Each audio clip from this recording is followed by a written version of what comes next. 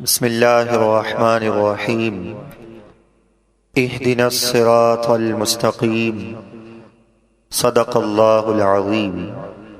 قرآن مجید فرقان حمید میں سب سے زیادہ جس عبادت کی تاکید ارشاد فرمائی ہے وہ ہے نماز، اور نماز کے بارے میں قرآن مجید فرقان حمید میں جا بجا ارشاد فرمایا، چنانچہ ارشاد ہے ان الصلاۃ کانت علی المؤمنین کتابا موقوتا، کہ بے شک نماز مومنوں پر اوقات مقررہ میں فرض کی گئی ہے۔ یہ یاد رکھیے میرے پیارے بھائیوں کہ نماز اگر جو شخص قضا کر دیتا ہے، اور نماز کی اہمیت جس کے دل میں نہیں ہے، اور جو نماز کو قضا کر دینا کمتر جانتا ہے، وہ سراسر نقصان میں ہے۔ چنانچہ قرآن مجید فرقان حمید میں اور احادیث طیبہ میں بے نمازیوں کے سخت عذاب کا ذکر اور تذکرہ کیا گیا ہے۔ قرآن مجید فرقان حمید میں ارشاد ہے فَوَيْلٌ لِّلْمُصَلِّينَ الَّذِينَ هُمْ عَنْ صَلَاتِهِمْ سَاهُونَ۔ اللہ تبارک و تعالی کے کلام مجید فرقان حمید میں ارشاد ہے کہ جو لوگ نماز ادا نہیں کرتے ان کے بارے میں ارشاد ہے فَخَلَفَ مِن بَعْدِهِمْ خَلْفٌ أَضَاعُوا الصَّلَاةَ فَسَوْفَ يَلْقَوْنَ غَيًّا، کہ پہلی آیت میں ان لوگوں کی خرابی بیان کی گئی جو نماز سے غافل ہیں، اور دوسری آیات میں ارشاد فرمایا کہ جو نماز سے پیچھے رہ جاتے ہیں وہ غی میں داخل کیے جائیں گے۔ اور مفسرین ارشاد فرماتے ہیں کہ غی وہ وادی ہے، نعوذ باللہ من ذالک، کہ جب جہنم کی آگ بھڑکنے میں جب کمی واقع ہوگی تو اس وادی کے ذریعے پھر جہنم کو بھڑکا دیا جائے گا، اور بے نمازی کو اسی وادی میں ڈال دیا جائے گا۔ جو نماز سے پیچھے رہتے ہیں انہیں غی میں ڈالا جائے گا۔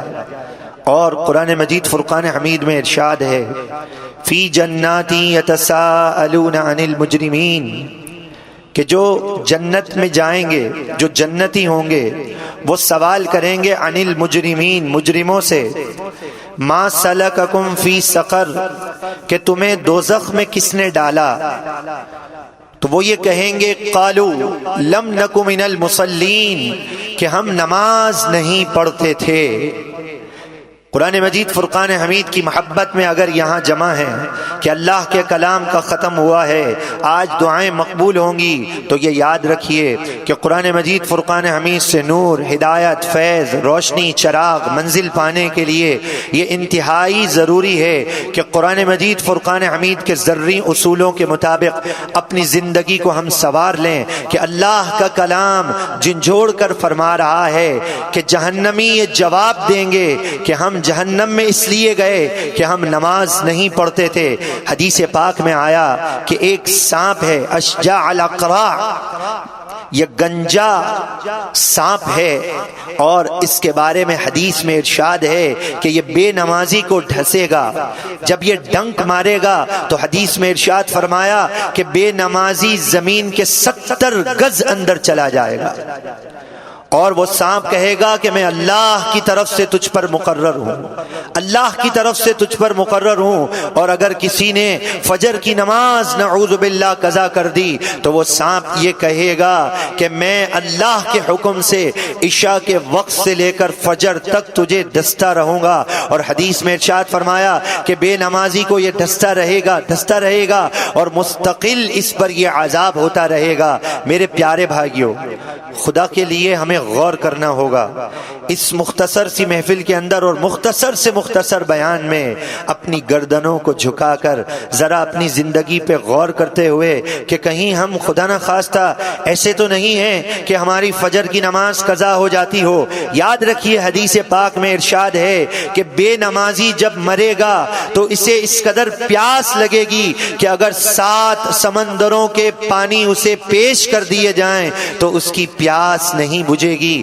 آج دنیا میں تھوڑی سی پیاس لگتی ہے بے قرار ہو جاتے ہیں، اور موت کے وقت اگر سخت پیاس لگی تو پھر کیا ہوگا؟ چنانچہ ارشاد فرمایا حدیث پاک میں کہ اللہ تبارک و تعالی بے نمازی پر غضبناک ہوگا۔ اور یہ یاد رکھیے، یہ مت سمجھیے کہ صرف نمازیں ادا کرنے سے، نمازیں پڑھ لینے سے ہی نجات ہو جائے گی، اور اگر جماعت کی اہمیت نہیں ہے تو ہم پر عذاب نہیں ہوگا۔ حدیث رسول میں ارشاد فرمایا کہ تارک الجماعہ، کہ جو جماعت کو ترک کرنے والا ہے، ملعون فی التوراۃ والانجیل والفرقان، کہ اسے تورات، انجیل اور فرقان میں ملعون قرار دیا گیا ہے۔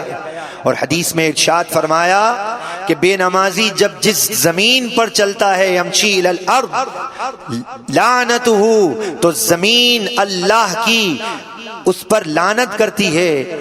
یہ زمین لعنت کس پر کرتی ہے؟ بے نمازی نہیں۔ اس حدیث میں فرمایا کہ تارک الجماعہ، کہ جو جماعت سے نماز نہیں پڑھتا، وہ جس زمین پر چلتا ہے زمین اس پر لعنت کرتی ہے۔ اور فرمایا کہ تارک الصلاۃ، تارک الجماعہ، جو جماعت کو ترک کرنے والا ہے، آسمان اور زمین کے جتنے ملائکہ ہیں وہ تمام کے تمام ملائکہ اس پر لعنت کرتے ہیں۔ میرے پیارے بھائیوں، اللہ کے رسول کا فرمان سنا رہا ہوں، آپ اور ہم غور اور تفکر کریں کہ غور اور تفکر کا مہینہ ہے رمضان۔ فرمایا روزے رکھو کہ متقی اور پرہیزگار بن جاؤ گے۔ تقوی اور پرہیزگاری کیا ہے؟ کہ اللہ اور اس کے رسول کے بتائے ہوئے طریقے پر چلنا۔ تقوی اور پرہیزگاری کی دعوت کا یہ رمضان مہینہ ہے۔ رمضان کا مہینہ تربیت کا مہینہ ہے۔ یہ اللہ کی طرف سے تحفہ ہے، یہ اللہ کی طرف سے عطا ہے کہ ہم اس مہینے میں اپنی تربیت کروانے میں کامیاب ہو جائیں۔ حدیث پاک میں ارشاد فرمایا کہ جو رمضان کو پا کر اپنی بخشش نہیں کراتا، حدیث پاک کا مفہوم ہے کہ ایسا شخص ذلیل و خوار، ہلاک اور برباد ہو جائے گا۔ اور یہ مہینہ تربیت کا مہینہ ہے، یہ مہینہ ہم سے جدا ہونے والا ہے۔ تربیت کے لیے یہ یاد رکھیے کہ تربیت کے لیے اہم ترین ہمارے پاس اللہ کے رسول کا فرمان اور قرآن پاک ہے۔ قرآن پاک میں جماعت کی اہمیت کو بیان کیا گیا، وَارْكَعُوا مَعَ الرَّاكِعِينَ، رکوع کرنے والوں کے ساتھ رکوع کرو۔ آج کتنے افسوس کی بات ہے، بظاہر دیندار معلوم ہوتے ہیں لیکن نماز با جماعت ادا کرنے کی اہمیت تو دور دور تک نظر نہیں آتی۔ خدا کے واسطے غور کیجئے، اللہ کے محبوب فرماتے ہیں کہ دنیا، آسمان اور زمین کے فرشتے اس پر لعنت کرتے ہیں جو جماعت سے نماز نہیں پڑھتا۔ اور سنیے، ایک حدیث پاک میں ارشاد ہے کہ جو جماعت سے نماز نہیں پڑھتا، موت کے وقت وہ ذلیل اور خوار ہو کر اسے مرنا ہوگا۔ آج جماعت کی اہمیت ہمارے نزدیک نہیں ہے۔ جماعت ہم سے ترک ہو جائے، ہمیں اس کی کوئی فکر نہیں ہے۔ ہم یہ سمجھتے ہیں کہ ہم نے تو بہت بڑا کارنامہ سر انجام دے دیا کہ ہم نماز صرف ادا کر لیتے ہیں۔ خدا کے واسطے سمجھیے، خدا کے واسطے آئیے قرآن سنیے۔ قرآن مجید فرقان حمید کیا ارشاد فرماتا ہے؟ فرمایا اللہ کے کلام نے، عزیز علیہ ما عنتم حریص علیکم بالمؤمنین رؤوف الرحیم، کہ محبوب علیہ الصلوۃ والسلام کے بارے میں ارشاد ہے کہ یہ مومنوں پر اس قدر مہربان ہیں کہ امتیوں کا مشقت میں پڑنا ان پر دشوار گزرتا ہے۔ یہ اللہ کے محبوب اس قدر مہربان ہیں کہ فرماتے ہیں اگر میرے امت پر شاق اور دشوار نہ ہوتا، والسواک عند کل صلاۃ، تو میں مسواک ہر نماز سے پہلے لازم قرار دیتا، لیکن امتیوں کا خیال آ گیا۔ یہ اللہ کے محبوب دانائے غیوب منزہ عن العیوب فرماتے ہیں کہ میں یہ ارادہ کرتا ہوں کہ ایک شخص کو کہوں کہ اقامت کہے، ایک شخص کو کہوں کہ جماعت کرائے، اور میں ان لوگوں کے گھروں پہ جاؤں کہ جو نماز گھروں میں ادا کرتے ہیں، مسجد میں نہیں آتے جو لوگ، میں ان لوگوں کے گھروں کو آگ لگا دوں اگر مجھے بچوں اور عورتوں کا خیال نہ ہوتا۔ جس فعل سے اللہ کے محبوب بیزاری کا اظہار کریں، زمین اور آسمان کے ملائکہ اس پر لعنت کر رہے ہوں، اللہ کی زمین اس پر لعنت کر رہی ہو، پھر بتائیے ہمارے گھر میں برکت آ سکتی ہے؟ پھر بتائیے خیر و برکت کا نزول ہو سکتا ہے؟ پریشانیاں دور ہو سکتی ہیں؟ آفتیں ٹل سکتی ہیں؟ یہ کیسے ہو سکتا ہے کہ اللہ کے ملائکہ لعنت کر رہے ہوں اور خیر و برکت کا نزول ہو؟ اور پھر ہم یہ کہتے ہیں، ہر ایک شخص یہی کہتا ہے کہ نہ جانے کیا ہو گیا، کسی نے کچھ کر دیا ہے، کسی نے کچھ کرا دیا ہے، کسی نے جادو کر دیا۔ کیا سارے ہی کسی نہ کسی مرض میں مبتلا ہو گئے کہ سب پہ جادو ہو گیا؟ گھر میں سب سے بڑی نحوست تو نکالیے کہ ہمارے گھر کے مرد اپنے گھر میں نماز ادا نہ کریں اور وہ نماز با جماعت ادا کریں۔ افسوس صد افسوس، آج ہمارے ذہنوں میں نماز با جماعت کی اہمیت نہیں ہے، تکبیر اولا کی اہمیت نہیں ہے۔ اللہ کے محبوب علیہ الصلوۃ والسلام ارشاد فرماتے ہیں، سنیے، اگر آج یہ اعلان کر ہوتا ہے کہ ایک ایسا وظیفہ بتایا جائے گا جو آپ کا بگڑا ہوا کام ہوگا وہ کام بن جائے گا، کاروباری رکاوٹ دور ہو جائے گی، غیب سے روزی آئے گی، ہم مچل جاتے ہیں۔ کیوں؟ آخر اس دنیا ہی سے محبت کی بنا پر ہم مچلتے ہیں، وظیفہ لینے کے لیے تیار ہیں۔ سنیے، اللہ کے محبوب علیہ الصلوۃ والسلام نے ایک بہت پیارا وظیفہ دے دیا۔ وظیفہ کہیے، عمل کہیے، ہماری بگڑی بنانے کا ایک بہت بڑا ذریعہ بتا دیا۔ ایسا پیارا وظیفہ بتایا کہ فرمایا پوری دنیا ایک طرف ہے اور وہ عمل ایک طرف ہے۔ ہے کوئی مسلمان درد رکھنے والا، ہے کوئی مومن درد رکھنے والا کہ اللہ کے محبوب کے بتائے ہوئے ارشاد پر لبیک کہتے ہوئے اپنی گردن جھکا دے؟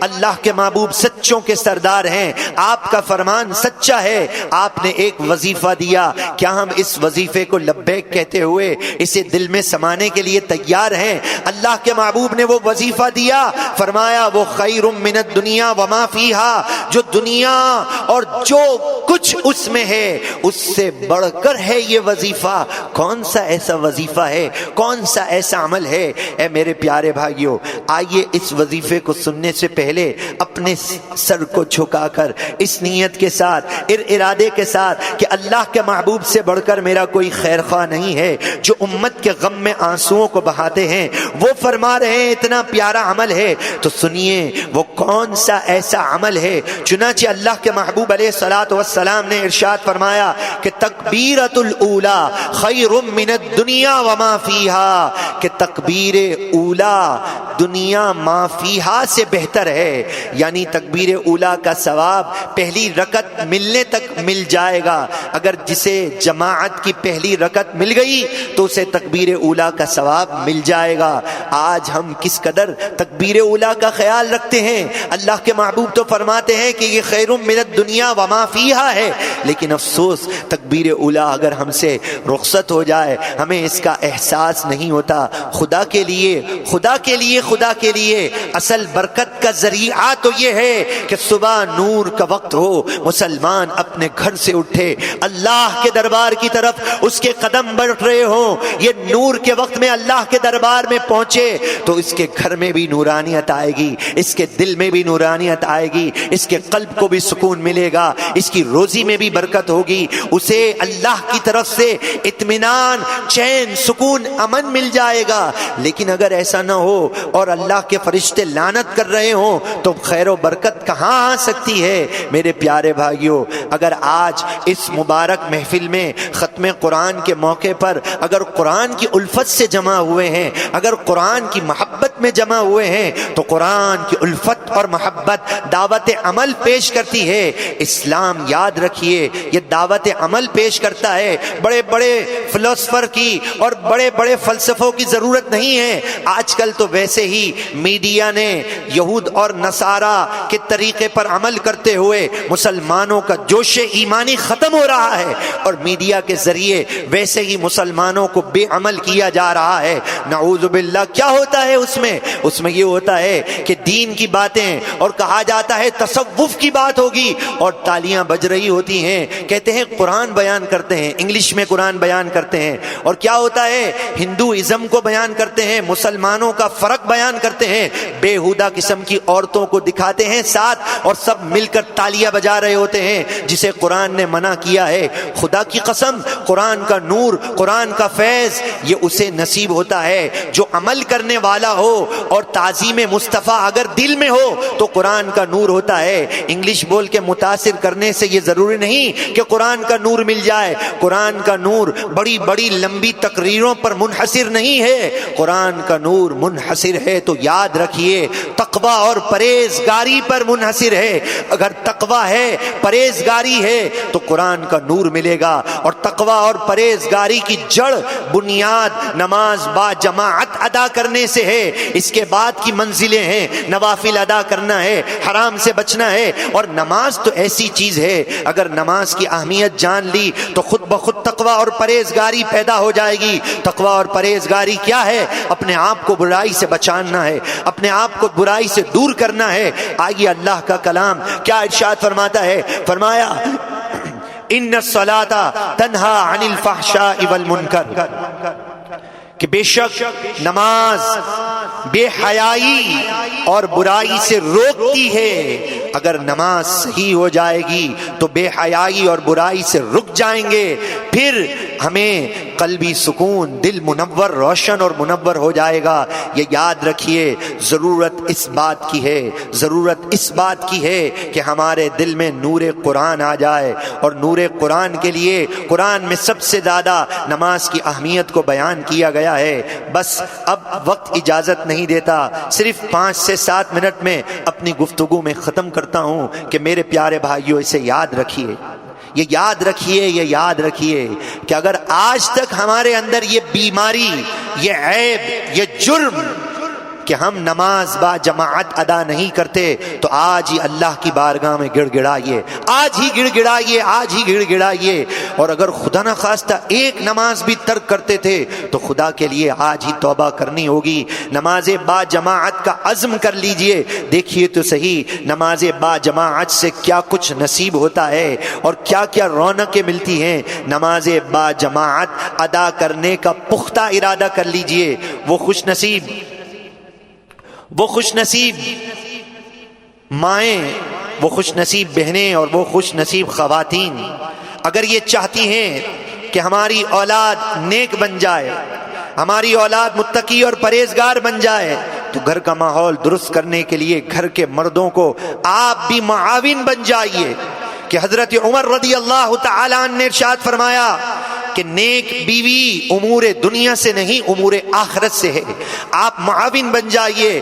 اپنی دنیا کی ضروریات کے لیے تو بڑا احتجاج کیا جاتا ہے اور بڑی جناب شکایتیں کی جاتی ہیں, ہر طریقے سے اپنی بات تسلیم کروا لی جاتی ہے. کیا آپ نہیں چاہتی کہ آپ کا گھرانہ جنتی گھرانہ بنے, آپ کی اولاد متقی اور پرہیزگار بنے, یہ ایسی اولاد بنے جو حقیقی معنوں میں آپ کی آنکھوں کی ٹھنڈک ہو؟ تو ابتدا ہمیں اپنے گھر سے کرنی ہوگی. اگر آپ کے گھر کے مرد, آپ کے بیٹے, آپ کے رشتہ دار اگر نماز کے لیے جماعت سے نہیں جاتے, سستی کرتے ہیں, آپ بھی معاون بنیے. اگر مرد آپ ہیں اور خدا نہ خواستہ آپ کی عورت اگر نماز ہی نہیں پڑھتی تو اس سے بڑی بدنصیبی کیا ہوگی؟ آپ اس پہ سختی کر کے حکمت عملی کے ساتھ سمجھائیے. یہ یاد رکھیے, یہ بہت ضروری ہے کہ نماز مرد با جماعت ادا کریں, عورتوں سے نماز قضا نہ ہونے پائے. اگر کچھ آج کی رات لینا چاہتے ہیں, اتنا قرآن سنا, اتنا قرآن سنا کہ حقیقتاً مبارکباد کے مستحق ہیں,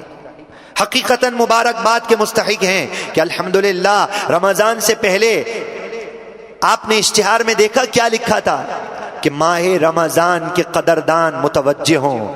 حقیقتاً آپ نے ماہ رمضان کی قدر کی کہ 4 گھنٹے تراویح میں شامل ہو گئے. آپ نے اس قدر و منزلت کو جانا, اس پر آپ مبارکباد کے مستحق ہیں. دیکھیے غور کیجیے کہ یہ وقت آپ نے جب قرآن کے لیے دیا اور قرآن کا آج ختم ہے, آپ چاہے ختم قرآن میں شامل ہیں, قرآن کے ختم میں تو آپ شامل ہو گئے, تو قرآن نے سب سے زیادہ نماز کی اہمیت پر زور دیا ہے. تو بس نماز با جماعت ادا کیجئے. ہمارے بغداد معلیٰ میں حفظ قرآن میں پہلی نمبر کی سعادت حاصل کرنے والے ہمارے امام صاحب نے ارشاد فرمایا، جب آپ نے ان سے پورا قرآن سنا ہے تو ان کے ارشاد پر میں ان کا پیغام آپ تک پہنچا دیتا ہوں۔ انہوں نے خاص طور پر یہ ایک ہی بات ارشاد فرمائی ہے کہ آپ کہیں پردے کے بارے میں، یہ یاد رکھیے کہ پردہ عورت کے لیے زینت ہے، وقار ہے، حلم ہے، نورانیت ہے، تقوی ہے، زہد ہے، دنیا اور آخرت میں کامیابی کا ذریعہ ہے۔ یہ عورت اگر با پردہ ہے تو اس کی اولاد نیکوکار ہو سکتی ہے، اگر وہ با پردہ ہے تو اس کے گھر میں خیر و برکت کا نزول ہوگا، کیونکہ جو اللہ اور اس کے رسول کی فرما برداری میں ہوتا ہے اس کی غیبی مدد کی جاتی ہے۔ تو پردہ قرآن کے اس اختتام پر جہاں آپ نے قرآن اتنا سنا ہے تو پردہ اس کی نیت کر لیجئے۔ اور آئیے اب یہ سنیے، اس موضوع پر تو بس بیان ختم ہوا، بیان تو بے حد ہو سکتا ہے لیکن وقت اجازت نہیں دیتا۔